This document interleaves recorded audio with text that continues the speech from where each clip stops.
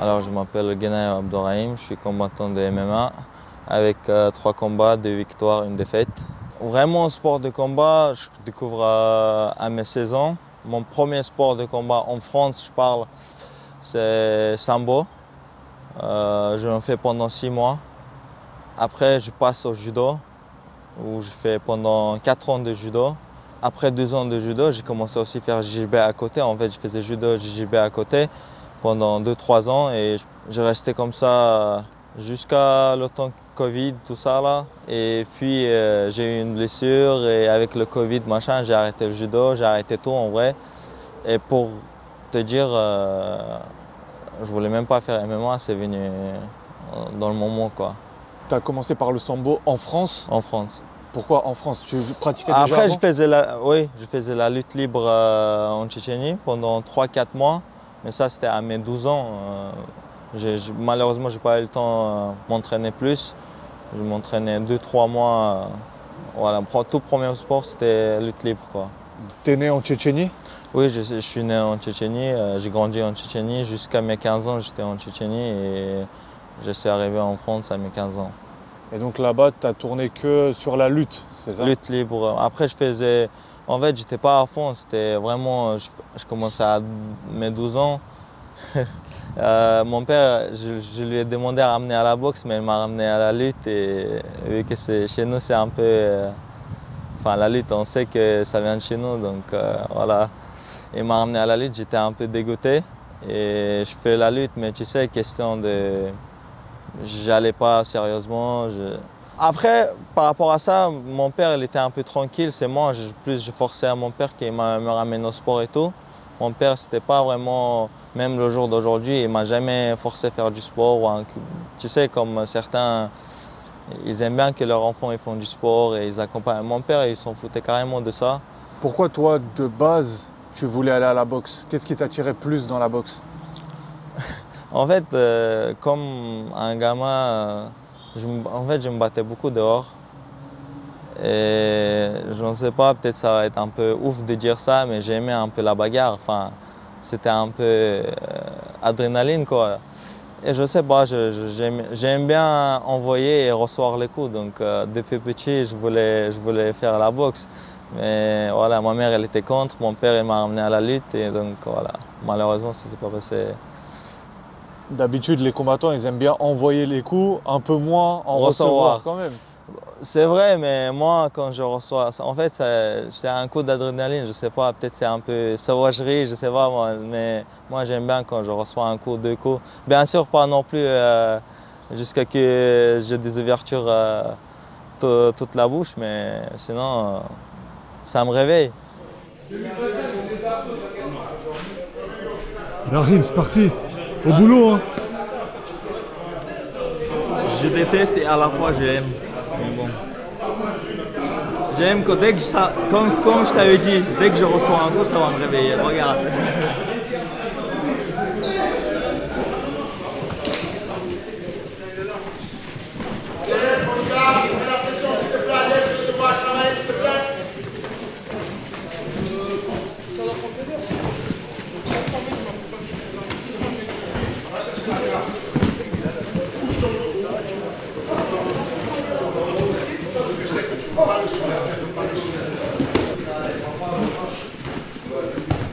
Ça va le chercher, va le chercher.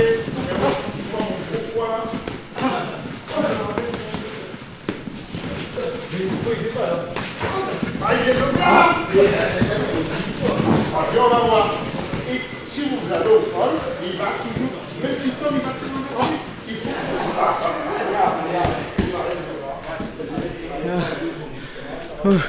Je prends un petit coup, ça m'a réveillé. Je pense qu'il faut prendre un deuxième, je serai à 100%. Tout à l'heure, tu disais que pendant le Covid, tu as tout arrêté, Ouais. que tu prévoyais même pas d'arriver au MMA. Ouais. Qu'est-ce qui a fait du coup que tu as repris et que tu es arrivé au MMA? Bah en fait, même juste avant que tout ce confinement, tout ça, ça commence, j'étais blessé à l'épaule, et grave même.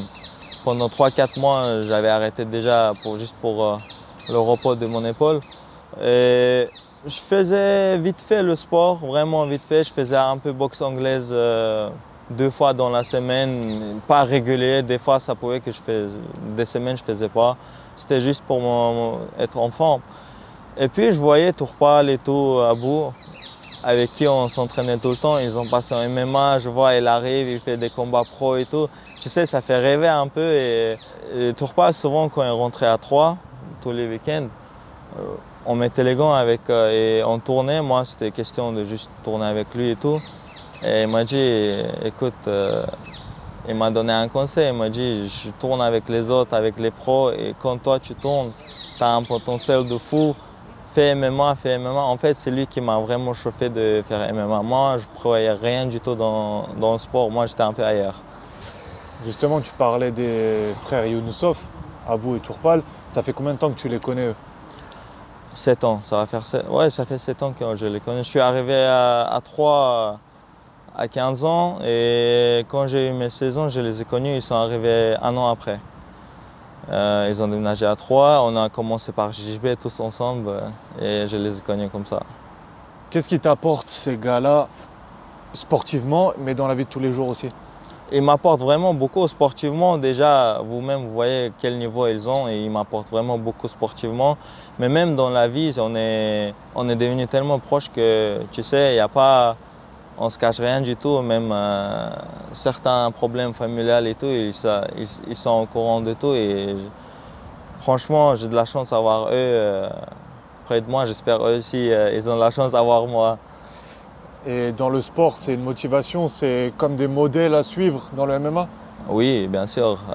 Arriver 4 combats, 4 finishes, c'est quoi? Si on cumule le temps qu'Abou il a passé dans la cage, les premiers 4 combats, ça faisait même pas 2 minutes, je crois. Bah oui, ça fait rêver. Et tu vois, tes proches, ils sont en train de briller et tout, bien sûr. Et moi, j'étais très, très content et ça te motive aussi parce que je m'entraîne avec eux, je sais c'est quoi mon niveau et pourquoi pas faire le même. Voilà. En fait, c'est avec Tourpal, en fait, on a un pote à 3, un garage. Il a un garage, on s'entraînait dans le garage, tu sais, comme on s'enfermait là et on faisait du MMA, même bien avant que Tourpal commence MMA, on tournait déjà en MMA, en fait c'était ça, on était déjà un peu dans ce sport-là. Mais Tourpal il a commencé à faire MMA vraiment sérieusement à haut niveau. Et moi je continue avec Tourpal jusqu'à que l'année dernière, en novembre, je suis arrivé au MMA Factory. Premier entraînement, c'était un peu sympa. J'avais des cheveux longs et tout. Tu sais, je suis arrivé et en plus, Tourpal il me présente à Fernand Lopez. Tu sais, il me dit, écoute coach, lui très fort et tout. Il me fait, tu sais, une pub on va dire. Et il parle de moi. Et moi je lui écoute, c'est moi ça, tu sais, en mode, il dit ouais, trop fort en striking, trop fort en lutte. En gros, il m'a présenté vraiment comme un John Jones, on va dire, tu vois. Et là, je me dis, il faut que je prouve et tout, tu vois. En fait, la salle, tellement il y avait trop de monde, Lopez il nous a demandé de ne pas faire des projections, des takedowns au centre. Soit on devait le ramener contre la cage et faire que là, mais pas au centre parce qu'on pouvait se blesser derrière. Et il dit ça, tu sais, il a pris au moins 10 minutes pour expliquer tout ça. Il a parlé pendant 10 minutes. On relance les sparring. Et contre moi, c'était un kickboxer, il était vraiment fort, tu vois. Et on voit ses coups de pied et tout. J'arrivais pas à rester avec le debout. Même pas 15 secondes après ce que Lopez il nous a demandé de ne pas faire projection, je lui fais une projection. Et là, Lopez, il dit stop. Il arrête tout le monde. Et moi, j'ai des cheveux longs, tu vois. Il me dit, hey, toi, avec les cheveux longs, je t'ai demandé quoi? Juste même pas 15 secondes. Et moi, je le regarde, oui, pardon, tu sais, en mode... voilà, c'est passé. J'ai commencé mon premier entraînement comme ça, quoi. Abou, il m'a parlé de toi et Tourpal en interview. Ouais. Qu'est-ce que tu peux nous dire sur ce gars derrière? Sur lui, pour l'instant, c'est son première année en MMA. Mais c'est un gars qui a commencé avec nous, le Jiu-Jitsu, le sport de combat, tout ça.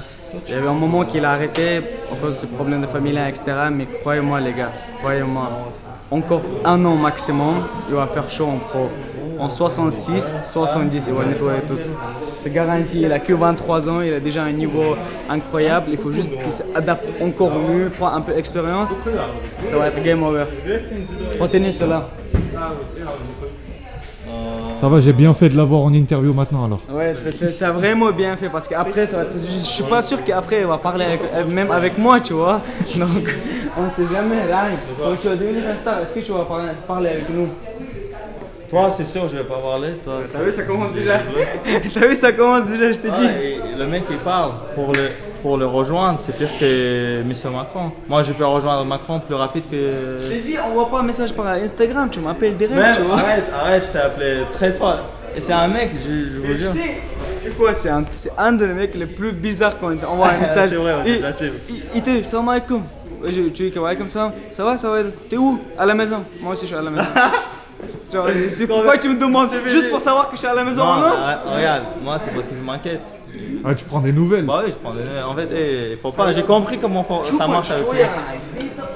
Ouais, voilà.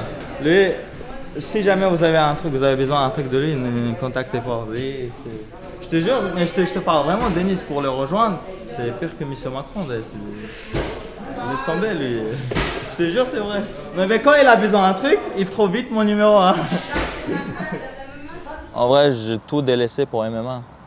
J'ai tout délaissé, comme j'ai dit, je travaillais avant, je travaille plus, je me suis vraiment mis 100% MMA en fait. Et je me réveille, je mange, j'essaie de tout faire pour que ça m'apporte plus sur ma performance en fait. Je vis MMA.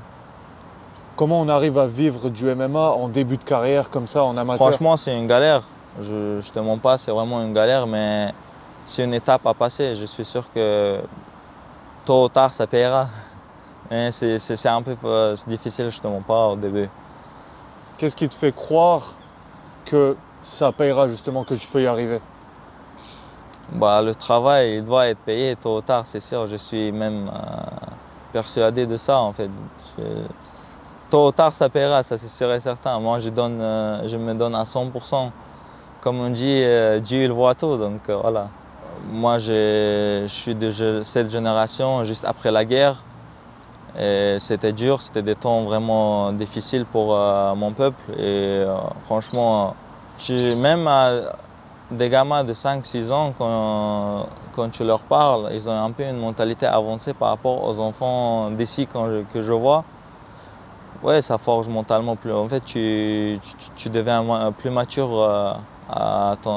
Même à 5 ans, à 6 ans, on dirait le mec il a 13-14 ans déjà, tu vois, et il réfléchit déjà comme un mec qui a plus de vécu. Tu as combattu 2 fois en mai. Parle-nous un petit peu de cet enchaînement de 2 combats, comment ça s'est fait? Alors, c'était mon deuxième combat, 17 mai. C'était à AEF à Rennes. Je perds ce combat malheureusement. C'était un combat très serré contre un adversaire très solide. Et puis, je rentre chez moi. Au début, je me disais, avant que la défaite m'arrive, je me disais, ah, la défaite, ça fait partie du jeu et tout. Mais en fait, c'était très dur à accepter. C'est vrai que ça fait partie du jeu, mais ça m'a vraiment fait mal. Ça a touché un peu l'ego, je ne sais pas pourquoi. Et c'était trop dur à accepter cette défaite. Juste pour te dire qu'après la défaite, quand on est rentré à la maison, je n'ai pas dormi vraiment, tu sais, je fais une nuit blanche. Je sortais, je ne mangeais pas. Ça a enchaîné pendant 4-5 jours. Tant qu'on me dit pas que j'ai un combat 31, tant qu'on ne me confirme pas, j'étais là en mode dépressif. Et une fois c'est confirmé, j'ai dit, bon, il est plus temps d'être en dépression, là, faut aller s'entraîner un peu, tu vois, et je me suis relevé, et voilà. Mais c'est trop dur d'accepter une défaite, en vrai. Ça m'a vraiment fait mal. Qu'est-ce qu'elle t'a apporté aujourd'hui, cette défaite? Elle m'a vraiment apporté beaucoup parce que c'est même question, c'était pas par rapport technique, mais par rapport à la prépa, par rapport même être prêt si jamais ça arrive une défaite, comment faut. J'espère que ça va plus se répéter, je me donne à 200%. Mais si jamais il arrive, je sais que comment s'adapter plus vite, plus se relever et tout. Après, par rapport au combat lui-même, mes proches, ils savent comment je suis sorti sur ce combat. Donc, ce n'est pas une excuse. Mon adversaire, il a fait ce qu'il devait faire et il a mérité la victoire. Je ne veux pas dénigrer sa victoire, mais je n'étais pas à 100%. Moi, ça m'a apporté beaucoup en vrai de vrai. En vrai de vrai, c'est mieux que j'ai cette défaite-là que plus tard. Ça m'aurait fait encore plus mal plus tard que là. Alors, je vais combattre le 21 septembre à Quimper, aussi chez AEF. Adversaire très solide, très physique. Franchement, là, je suis vraiment focus pour ce combat. Je ne pense même pas derrière. Et je pense, Inch'Allah, après cette victoire, on va réfléchir pour notre combat. Qu'est-ce que tu sais de ton adversaire? J'ai regardé un peu ses vidéos, j'ai regardé un peu ses combats. Très physique. Il ne m'a pas impressionné du tout au niveau technique parce que je tourne en MMA Factory avec des magiciens en technique, on va dire. C'est que des numéros 10, on va dire, que ce soit en striking ou en lutte. Donc il ne m'a pas du tout impressionné par rapport. Mais physiquement, il est très très solide. Je pense qu'il faudra faire gaffe premier round et le faire fatiguer. Normalement, ça doit faire. Qu'est-ce qu'on peut attendre de toi sur ce combat?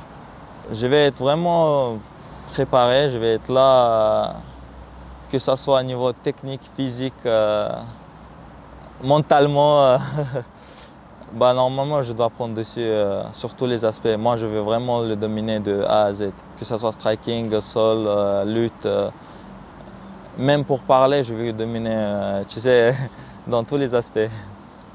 C'est la première édition de l'AEF sur cette saison, on va dire, qui démarre en septembre. Oui. C'est important de marquer le coup. Tu sais que ça va être quand même suivi comme édition. C'est pas le fait que c'est le premier événement qui débute. C'est pas ça. Chaque combat est important pour moi et juste comme j'ai dit, j'ai ressenti les sentiments de la défaite. Et pour ne pas revivre ces sentiments, je me donne. En fait, maintenant, c'est devenu une motivation pour moi de ne plus perdre. Et chaque combat, maintenant, pour moi, ça compte vraiment énormément. Alors, je voudrais vraiment remercier la salle MMA Factory avec tous ses coachs. Je voudrais remercier ma salle à moi, à 3, Box & Fit. Et bien sûr, mon entraîneur, il s'appelle Ringo. Il va voir la vidéo de toute façon. C'est un coach qui donne son temps vraiment que pour moi. À 100%, je sais qu'il a un enfant et tout, mais il se donne tout ce qu'il a pour moi et je suis vraiment content que j'ai de la chance d'avoir aussi lui dans ma vie et merci beaucoup surtout à lui. Et bien sûr à tous mes amis, tous mes frères, tous les gens qui me soutiennent, merci beaucoup. Et on se voit 21 à Quimper. J'espère que je vais vous donner vraiment une belle performance avec une belle victoire. Voilà.